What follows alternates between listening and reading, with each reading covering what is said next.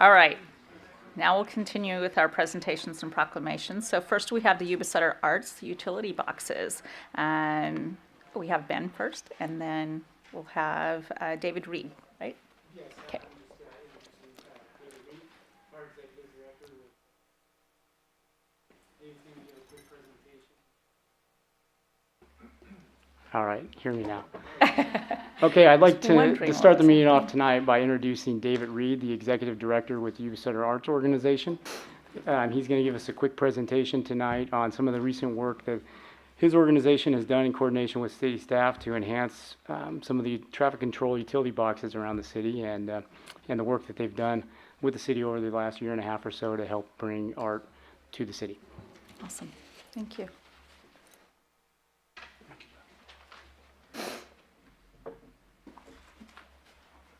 Good evening, Madam Mayor, City Council, staff. Great to be back to update you all on what we've been doing with our utility box project throughout the community. Or as we like to say, one of our new phrases is from eyesores to icons. Kind of like that. That applies to a number of things we've been doing, whether it's utility boxes becoming pieces of art or building walls, taking on a whole new life as they become new murals. It was great working with Ben and the team here this past year, but I want to give you a little more background on how this project started almost a year and a half ago. And it ties right into the vision and mission statement of Yuba Center Arts. We want to change the way everyone thinks about art, and our mission is to enrich the quality of life of our residents through art in all of its many forms. So, and this ties right in with that kind of a vision. A year and a half ago, April of 2017, we came up with the idea of a Cover It project, having seen it in many cities where they simply paint the utility boxes with colorful graphic designs. We took that concept, developed a fundraiser with our friends from City of Yuba City. Dale, good to see you here this evening. The Rotary Club jumped on it. We did a fundraiser and did our first Art, Wine, and Wickets event, which gave us enough seed money to begin this process. We met with Darren Gale. He gave us permission along with a list of all the utility boxes that are city-owned, and we began. We set up a criteria for the submissions and basically did a call to artists, and that's how a lot of these projects begin, to see what's out there, who's available, and what kind of clever ideas they can come up with. So that very first concept, this is the rendering we received from Karen Folk. Here's looking at you, Cud. She's a little bit corny, but we love her. She's a UC Davis grad and a tremendous artist, aside from the kind of silly cartoonish stuff that she does. And as you know, it's been a real crowd pleaser. And that kind of put this program on the map, right at the corner of Stabler and, what is that? Butte House, thank you. I know that. Oh, there it is. It's right there. Read the slides, Reed. So if you haven't seen it, check that out. I've got a complete list for you here in the presentation, too. And then we had enough money to go on and do an additional one, and we put the roosters out there in front of Winco on Franklin, just west of 99. We started that project and actually started to paint a Caltrans-owned box. Karen had gotten the box primed. It's the one right on the corner, and I went, oh, this is going to be a beauty. And a Caltrans representative pulled over and said, ma'am, do you have permission to paint that box? It's owned by Caltrans. And she called me and said, David, I'm being arrested for painting the wrong box. Not quite, but I looked it up and I said, oh, darn, my bad. So we relocated her and got that box, got the right one painted. So the other one's primed and ready to go as soon as I have a chance to go through the Caltrans guidelines, which are about that thick. They've got some pretty cool stuff we want to paint, too.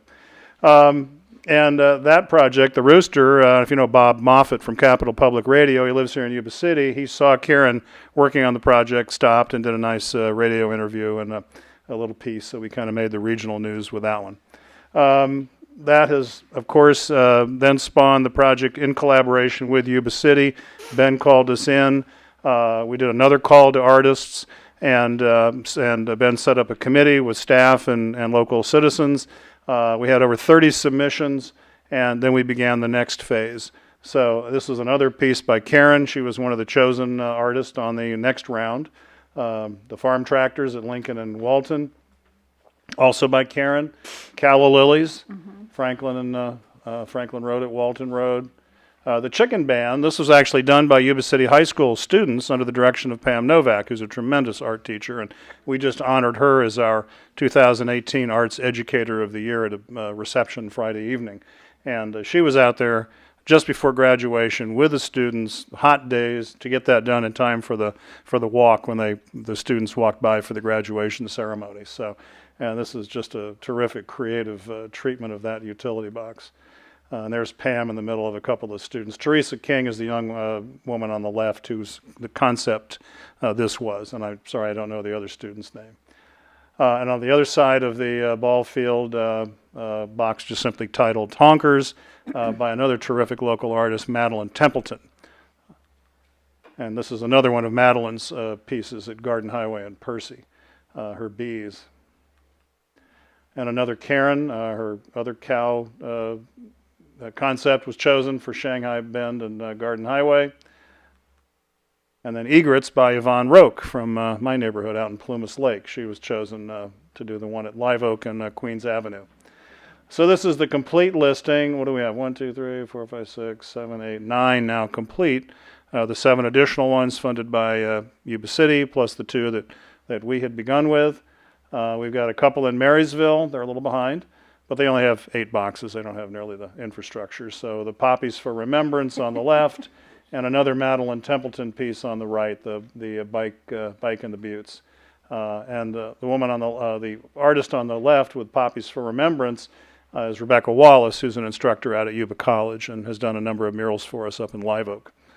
A couple of privately sponsored utility boxes out in front of Britton School, out in front of New Earth. Leslie Greenitz got a contract, I guess, with the property owners there. So it's sort of taking on a life of its own. We saw some out at the fairgrounds with Dave Dillabo, and he'd hired Karen to do some additional ones.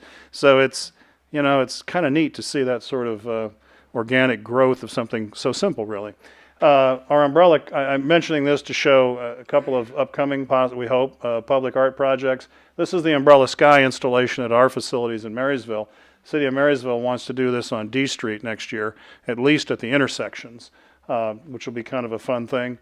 And then over here, we've got our eye on that water tower, so stay tuned. And a few other pieces of infrastructure. So I think we can do lots of great things in the future. So thanks for having us back in. Appreciate your support.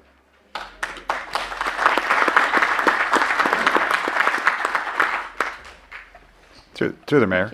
And for David, you know, when you eyeball the water tower, Mr. Reed, know that it was and has been nicknamed the Pigeon Disco from the years back when it had the lights up on it and the birds would fly around it. So, yeah, so there you go. All right, thank you. And I'm looking forward to our future plans for that water tower. So, like David said, stay tuned.